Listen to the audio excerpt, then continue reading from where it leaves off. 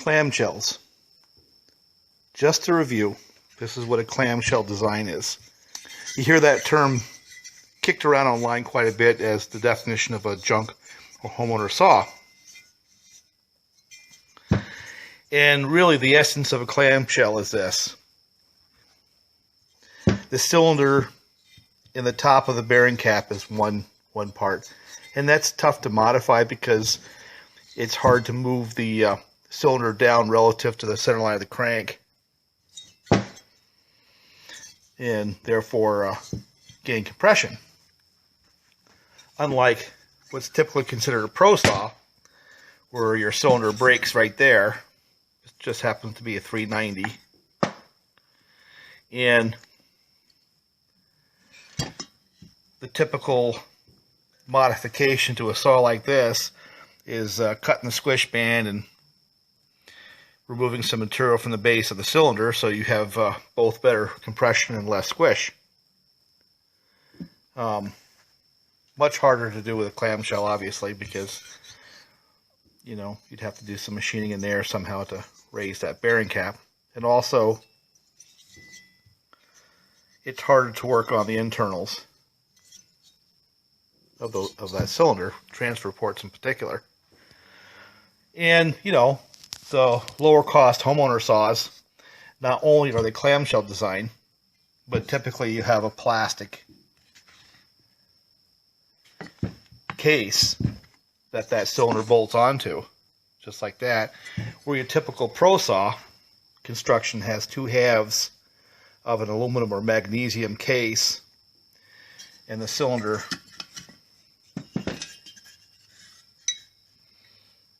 just sets right down on there, like with this 390. Okay, that's the backdrop. Now, here's a Husqvarna 455, and if you listen to many, that's the essence of a trash saw, because it's both designed for homeowners, occasional use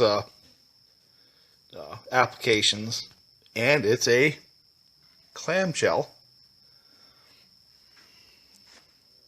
unlike this 390 or that poor old Stihl 046.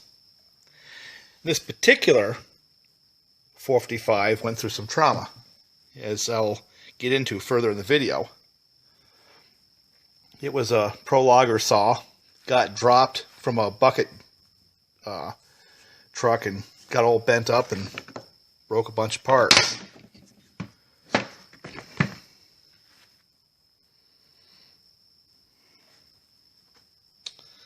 You know something? When you get right down to it, for the average guy, you're not going to wear out the internals of either one of these saws. It's going to be things like this pulse line or rubber parts inside the carburetor, which they both have, that will fail long before the internals on either design. And for that matter, I can't honestly say I've seen any saws fail because they were designed as a clamshell. I mean, I've seen the 350s fail down here because the screws that hold the cylinder to the base back off. They had some coarse threaded screws and they backed off. But that's not because it was a clamshell design that failed. It was because it was a coarse thread screw. Helicoil these and put a fine thread screw on there and glue them together and they hold just fine. But anyway, here's one half a case. Guess what? It's got a bad bearing. Oh, and that's a pro level saw. Imagine that. Clamshell, pro level design, 455, which is the subject of this video. This is that poor forlorn 455 that got dropped out of a bucket truck. And, you know, I was saying before in one of my prior videos that clamshell saws are, you know, despised in the community. And this one here is one that has spent 10 years in the professional logging world and suffered the price. So I'm going to take this thing all apart. You know, it actually comes apart quick. You have these spring mounts, one here and one here on the handle. Notice how the handle assembly is separate from the fuel tank, which is right here, and the oil tank right here.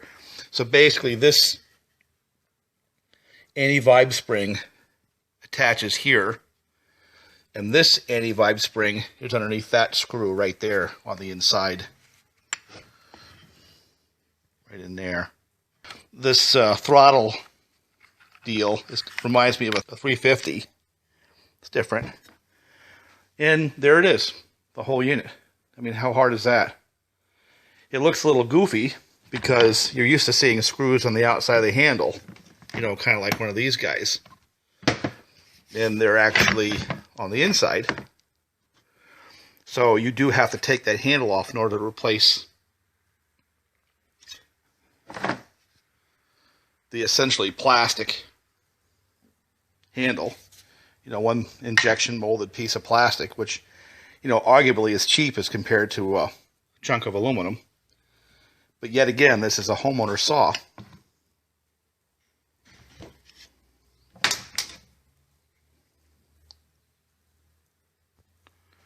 Well, I'm going to go do some cleaning before I put it back together.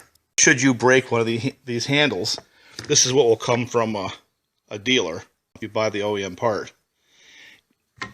So you have to take the two screws off here to release that, and then you have to get your anti-vibe and your rubber parts off the old handle to put onto the new one. So after a whole bunch of air time, let's take a look and see what kind of damage this thing has sustained over its years as a pro saw. It's got a bent fin. Not cracked, but bent. Well, that was probably crash damage as it was tumbling off the truck.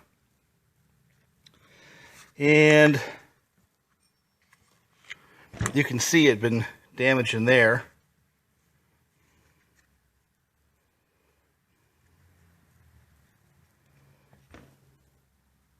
Threw a couple of chains in its life. But you know something? I don't care if that's magnesium or plastic, it's still going to eat it up and throw chains. So I don't see anything yet that says that must be chain damage there. That since it's a plastic clamshell design, that it's failed any faster than a magnesium one, because I've seen plenty of magnesiums just rip to shreds too. Another thing that's interesting is you got to know the people who designed the Husqvarna 350s had a big hand in this. This came off the 455 with the adjuster in the side cover. Look at that. That's a 350. Of course, the adjuster not in the side cover on this one. But has some very, very similar design characteristics. Handle. It's just ugly, that's all. Throttle.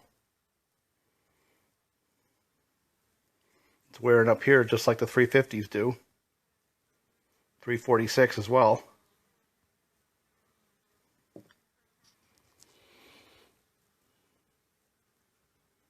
I think the message is this. It's just a saw.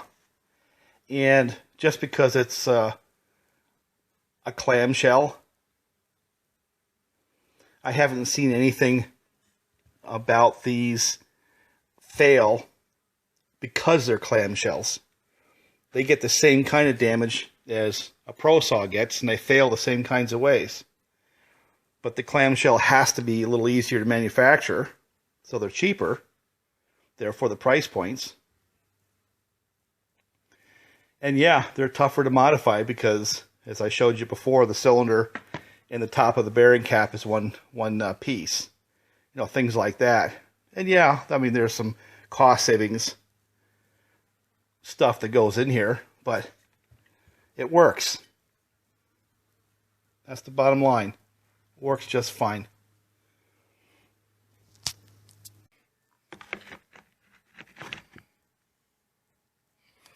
That pin comes out with, I believe, a 8mm. You got to remember that. That's a little bit subtle. It'll thread right in there. Put the rubber bumpers on it.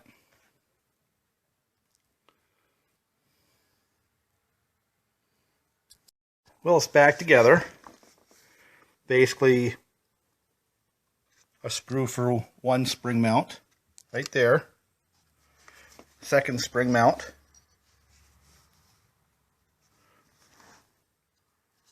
Right there. And the third spring mount gets the handle on. And you've got to make sure all the pins are in the right spots. Like that one right there. And those little bushings right there. They are. And it was obvious that the engineers were thinking about service, because this little latch here pops up so you can put the throttle wire on pretty easily. Basically, you stick it in the handle, push that that rubber piece right there, pop that up, and then just set it right in the throttle linkage. It's done. So just see if it all works.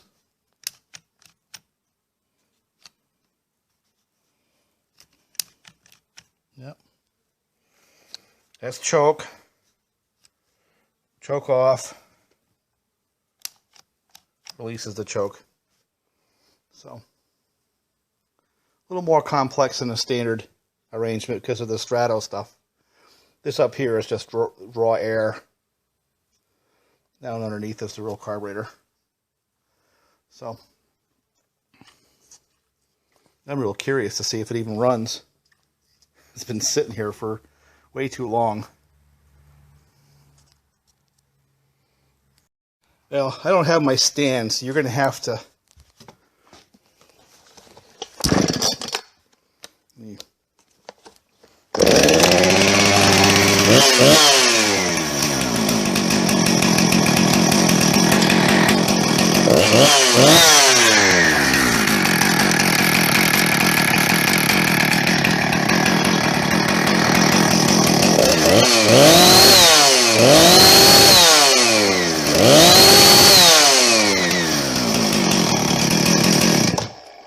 And that's why I love these things. That thing sat, it was in that kind of shape, 2 pulls and I get it started. And I kid you not, 2 pulls.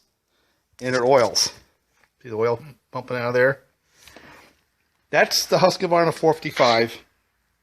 And I completely reject the whole premise that these are junk saws. These damn things are awesome for what they are. Like I said, they may be a little heavy for the power they make. They're only 55 cc's. And they run like a 55 cc saw. Some of the better Pro 50s will outrun them, obviously.